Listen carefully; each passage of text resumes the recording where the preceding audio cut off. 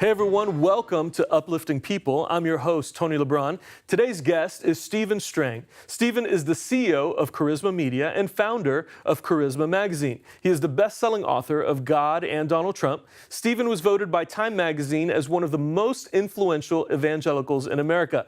He has traveled the world, has interviewed 4 U.S. presidents, and has been featured on multiple news channels. Stephen has currently authored the new book, Trump Aftershock, the President's Seismic Impact on Culture and Faith in America. Welcome, Stephen. Thank you for being here today. My privilege. Your family has done so much in Christian media with Charisma Magazine. Before you started in Christian media, tell me about your early life, your testimony. Well, I'm one of the fortunate people who grew up in the church. My dad was an Assemblies of God minister. Okay. So I don't remember being in church on the first Sunday after I was born, but I probably was. Mm-hmm. And so I grew up, knowing the Lord. Right. Got an interest in journalism when I was in junior high and high school. You know, just the typical thing, yearbook, newspaper. Right. And found that I did well at it, majored in journalism at the University of Florida.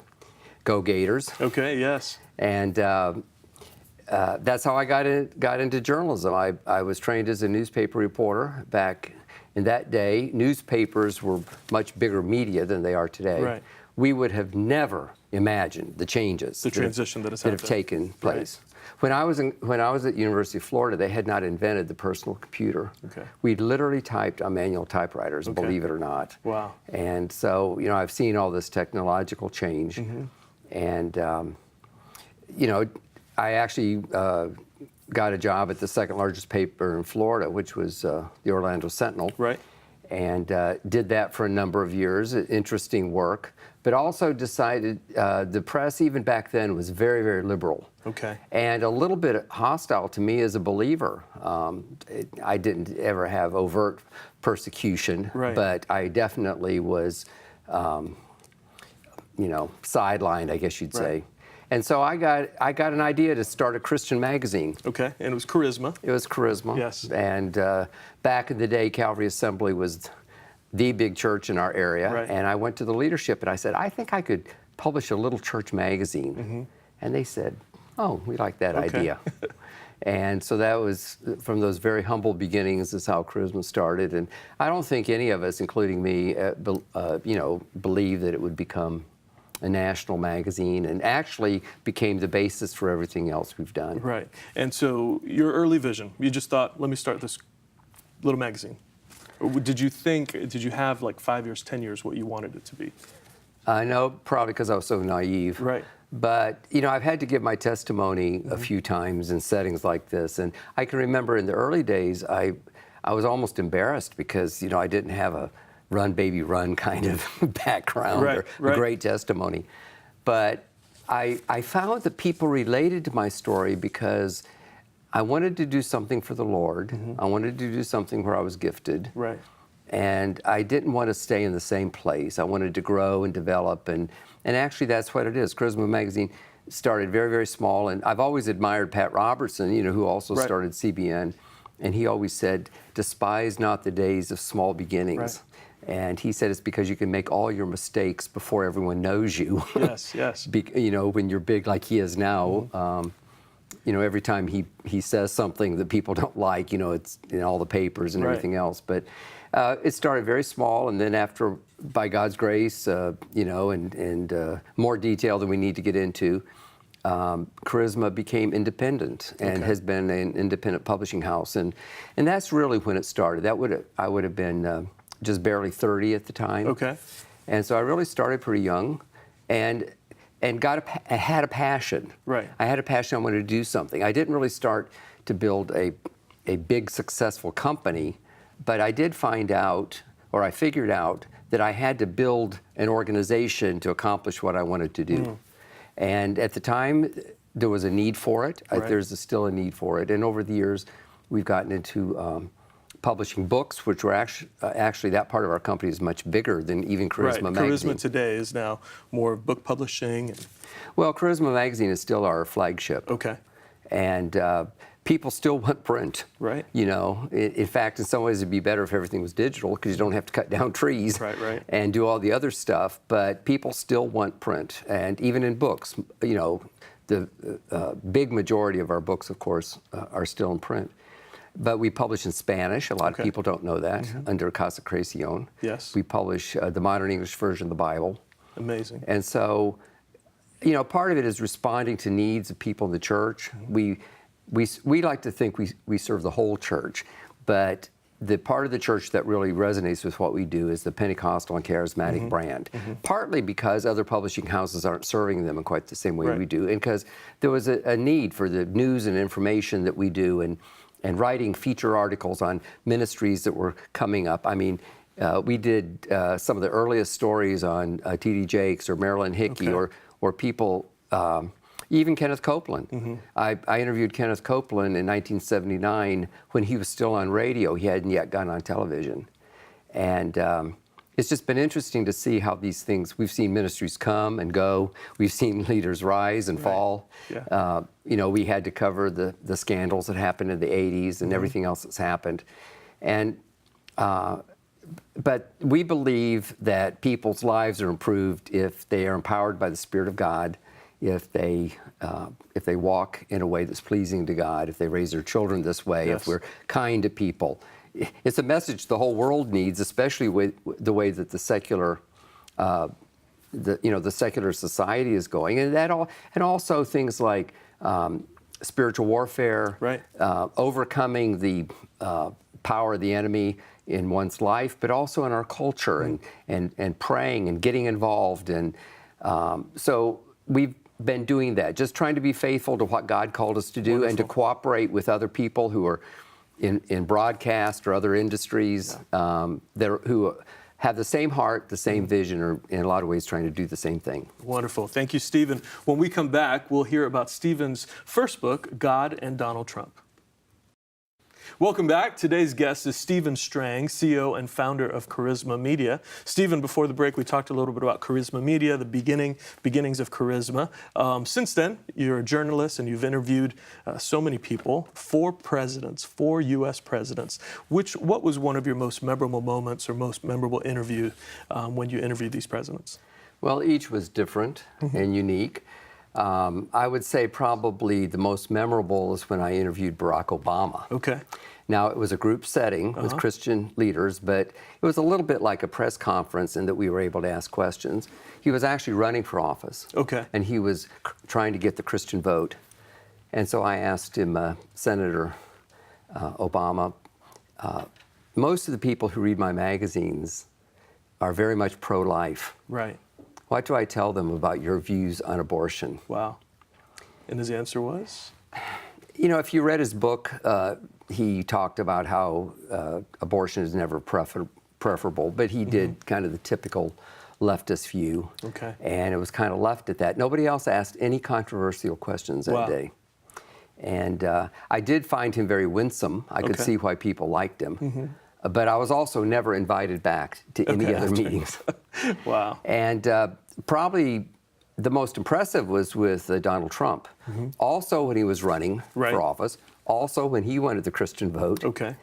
And it was one-on-one. I was as close to him or even closer than I'm with you. And I asked for 20 minutes. They gave me 10. Okay. And CBN interviewed him right before I came in.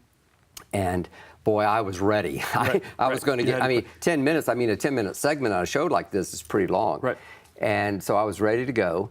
And as I was coming in and CBN was leaving, they had put some water on a table and he was helping himself. And here's this man running for President of the United States, and he offered me a bottle of water. Wow.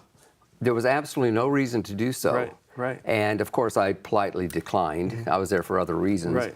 But it told me something about him, and I expected him to be brash and kind of loud-spoken. He was actually soft-spoken. Wow. He was actually somewhat respectful, and I had him. It was like this. Yes. And he gave me good answers. Great. Of course, we taped it and transcribed it and used it in Charisma magazine, and then later I used it in my book, God and Donald Trump.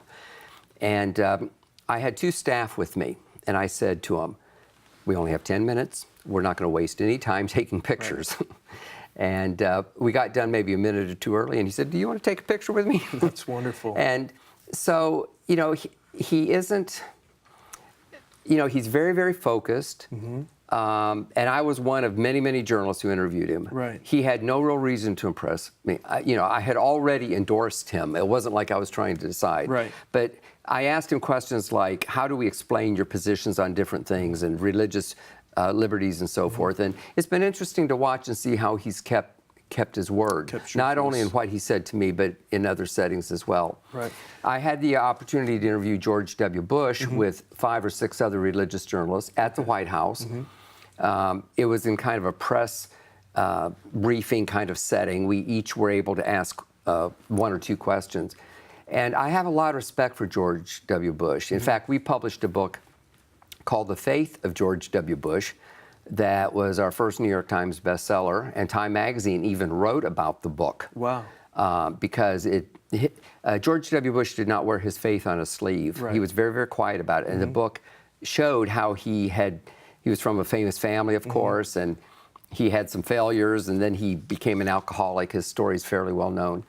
But I kind of felt like President Bush, who obviously was the leader of the free world and very preoccupied, it was kind of like he was ready to go to the next thing.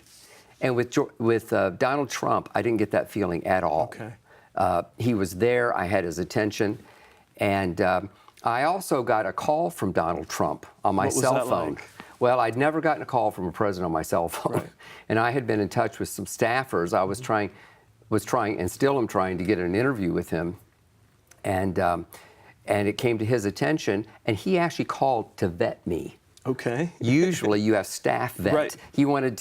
He said he remembered the interview. I wasn't sure he really did because, you know, it was fairly short and so much was going on. But I'll tell you what, it's a shock to get I had no opportunity to practice or think through what I was going to say like I, you know, did today in the things we're going to talk over. But I've become an admirer of the president. I like to believe that I'm objective about it.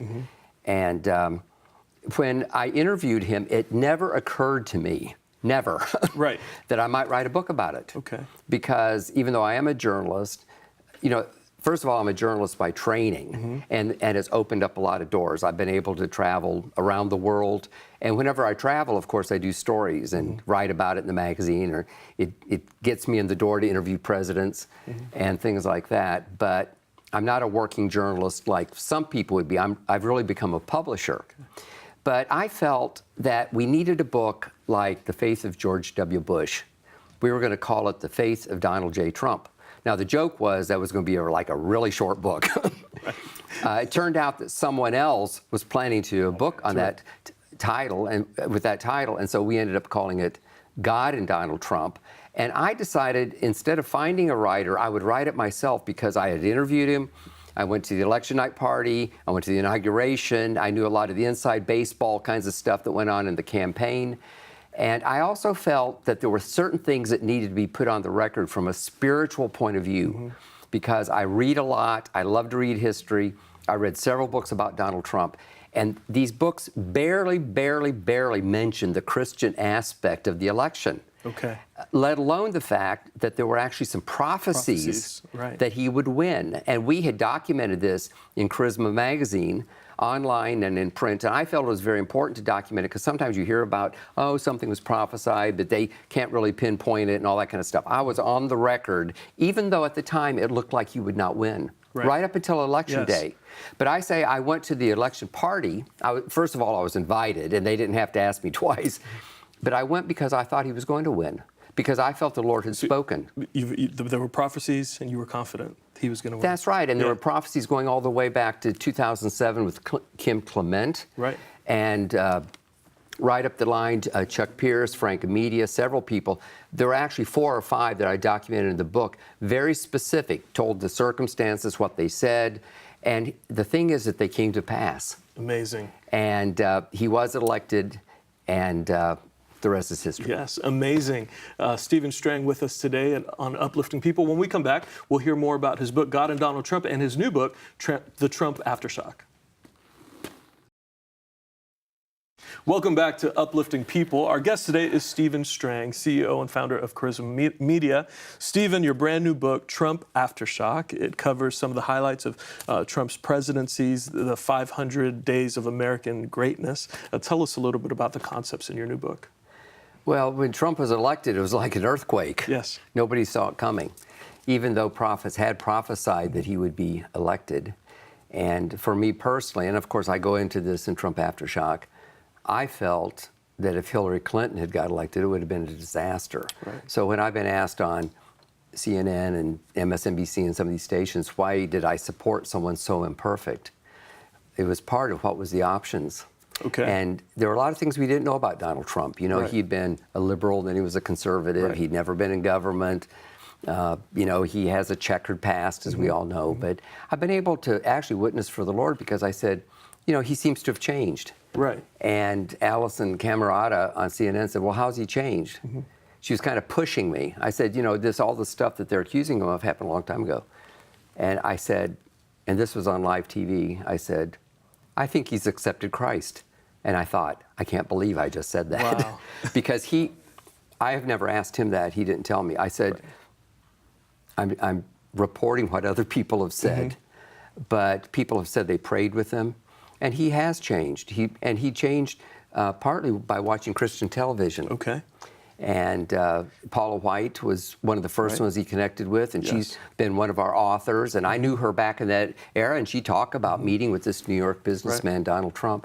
But he also watched David Jeremiah, Copeland, Kenneth and Gloria Copeland, and Jim Baker. They have all told me that he watched. So we know that he consumes media, but you know, he grew up a Presbyterian. He was, you know, for years didn't really go to church. But something happened, and he has become a champion of religious liberty. Just recently, you know, he spoke at the Presidential National Prayer Breakfast, and was talking about getting that missionary, Andrew Brunson, out of Turkey and out of jail, and all the different things that they're doing. And of course, now he's standing up for the rights of the unborn, especially with these new proposals to actually, New York and in his State of the Union, he said a baby be born and they'd execute the baby. Right. I never heard anything so bold. Strong words, yes. But that's what they would do. It was like, we're going to decide what to do with this newborn. And I believe that the Lord raised him up. I really do. Imperfect as he is. Yes. But as Christians, don't we know that God always uses imperfect people? Absolutely. And aren't we glad because that means he can use us? Right. But which of our presidents have ever been perfect? And a friend of mine said that he was glad that Donald Trump actually made the media have some morals having to do with sexual behavior, you know, because they're so critical of anything that Donald Trump is accused of, yet, you know, if you know them, you know that their view of life is very, very liberal. And, but it's just that our country is very polarized, and Donald Trump he's a disruptor. He's disrupting the deep state. He's disrupting things in foreign policy. And because of that, it's just drawn all this fire. But he's moving the country ahead. He's keeping his promises. He's accomplished a lot, even though he doesn't get a lot of credit. And when I talked to him, he was kind of complaining that nobody gave him credit for it. I mean, it was a very interesting conversation. And I said, Mr. President, I said, I'd list all these accomplishments. I said, it's done from an objective point of view. But Bob Woodward's book had just come out, which was very, very critical of him. And I think that he was wondering about my book. My book is not a puff piece. It's not. It's written kind of almost as history. And I do it from the spiritual point of view to say that a lot of the stuff that's going on in the country is not Republican versus Democrat. It's spiritual warfare. Absolutely. The Bible says we wrestle not against flesh and blood, but against principalities and powers. And if you have any kind of spiritual discernment at all, you realize that. Even if you come from a church that maybe doesn't talk about that a lot, you just know that something is very seriously wrong in our country. And so we need to really pray for our president, not only the president, but all of our leaders. This is biblical. Absolutely. And I think Christians, a lot of times, you know, the more involved in the church you are, it's sort of like you're busy and you're less involved in kind of marketplace kinds of things. But part of the reason that our country is in a mess it's in is because Christians just think everything's kind of like the church, you know? Right. You know, and we have our nice little Christian families and Christian schools and all this kind of stuff. But the secular culture is going hard left and has been my whole life. Right. But when I was a child, we could have never imagined some of the things that are now a part of you know, our national life, including the most recent, a push for socialism. Right. Who would have thought in our country that the president would have to stand up at the State of the Union and say, our country will never become socialist? Yes. Yeah, that's what happened with Donald Trump. Yes. I love what you just said, that we wrestle not against flesh and blood. And the Bible says that our weapons are not carnal, right? And prayer, you mentioned, prayer is one of the weapons, something that we can vote and we can do all these great things in our community, but prayer is the key for Christians today. And I think that a book like mine, you know, I didn't, you know, I'm in the publishing business, but I didn't write this to make money. I did it because I felt something needed to be on the record. And I hope that I help people understand all the stuff that's kind of going on in the culture so that they can really know how to pray. Thank you, Stephen. When we come back, you'll learn how you can get your copy of Trump Aftershock. Welcome back to Uplifting People. Stephen, what do you hope readers take away from your book, Trump Aftershock? I hope that I make the case that God raised up this very unlikely person. People were praying, feeling the country was going in the wrong direction, and God raised him up. God did this in the Old Testament with Cyrus. Right. He used a pagan king to his children to be able to go back to Jerusalem. And when you see that about Donald Trump, you interpret things differently. You know, he is not a real holy type person. Robert Jeffress, who I quote in the book Trump Aftershock, he says he may not be our most religious president, but he's probably our most pro-religion president. He is backing our values. He's our champion. He's made it okay to say Merry Christmas again. And, you know, he peppers his speeches with references to the Lord. Yes. And amazing. Stephen, where can we get your books? Anywhere books are sold. Okay. You know, which is Barnes & Noble, of course, and Walmart and Sam's and all those places, as well as Amazon, and our own website, which is the name of the book, TrumpAftershock.com. Very good. TrumpAftershock.com. Stephen, thank you for being with us. A pleasure to have you with us today. Thank you. My privilege. Yes.